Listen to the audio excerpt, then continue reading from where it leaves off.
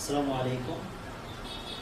আজকে আমরা জানবো ইসলামের কিছু বিধিবিধান সম্পর্কে, কিছু নিষেধাজ্ঞা সম্পর্কে, যেগুলোর ব্যাপারে যেগুলো পরিবেশে আমরা প্রায় আমাদের জীবনে শুনে থাকি, কিন্তু এগুলো অনেক সময় আমরা এগুলোর ডেসক্রিপশন বা বর্ণনা জানি না বা সংজ্ঞা কি সেটা জানি না।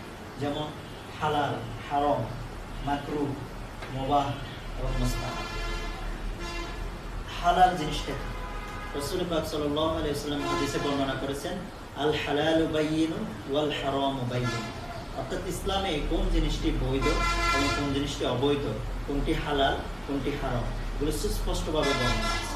ব্যাখ্যা করে বলি, হালাল হচ্ছে ইসলামী শরিয়াতে যেগুলোকে বৈধ বা অনুমোদিত ঘোষণা করা হয়েছে, যেগুলোর ব্যাপারে কোনো নিষেধাজ্ঞা নেই, এই বিষয়গুলোকে হালাল বলা হয়। যেমন ব্যবসা করা হালাল, বিবাহ শাদী করা হালাল, সামর্থ্য অনুযায়ী সুন্দর পোশাক আদি পরা হালাল। এরপর আমরা দেখবো হারাম সম্পর্কে।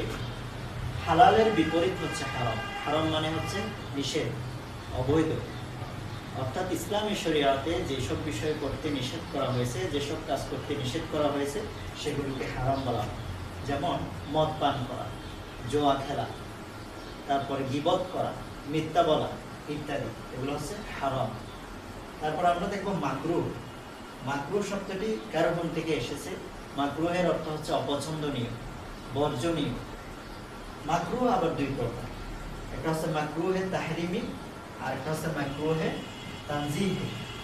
মাকরুহে তাহরিমি হচ্ছে এটি হারামের কাছাকাছি, অর্থাৎ এমন অপছন্দনীয় বা বর্জনীয় কাজ যেটি হারাম নয় কিন্তু এই কাজটি হারামের কাছাকাছি পর্যায়ে।